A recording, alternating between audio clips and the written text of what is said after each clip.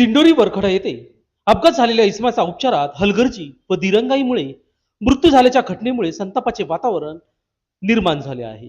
वैद्यकीय अधिकाऱ्यांची दांडी व रुग्णवाहिका उपलब्ध असूनही त्यांची चावी घेऊन ड्रायव्हर परगावी लग्नाला गेल्याने जखमी रुग्णाला वेळेवर उपचार न मिळाल्याने जीव गमवावा लागला आहे. त्यामुळे संबंधित वैद्यकीय अधिकाऱ्यावर सदोष मनुष्यवधाचा गुन्हा दाखल व्हावा अशी मागणी नातेवाईकांकडून करण्यात आली आहे.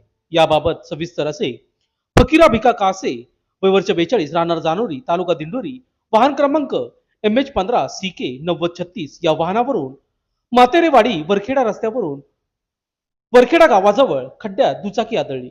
झालेल्या अपघातात गंभीर जखमी झाले. स्थानिक ग्रामस्थांनी वरखेडा प्राथमिक उपचारासाठी आणले, मात्र वैद्यकीय अधिकारी जागेवरच नव्हते.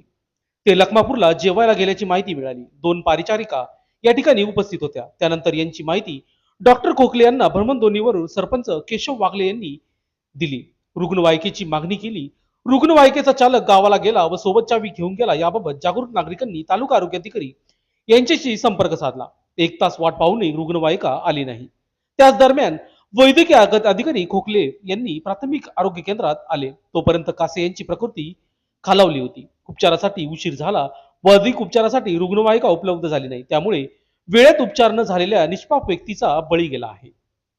स्थानिकांनी वैद्यकीय अधिकारी यांना गराडा घालून जाब विचारला, परंतु त्यावेळी वनी पोलीस घटनास्थळी आले व पोलीस वाहनात वनी पोलीस ठाण्यात आणण्यात आले. स्थानिक सरपंच सदस्य व ग्रामस्थ व नातेवाईकांनी प्राथमिक आरोग्य केंद्र वरखेडा यास अक्षरशः कुलूप लावले.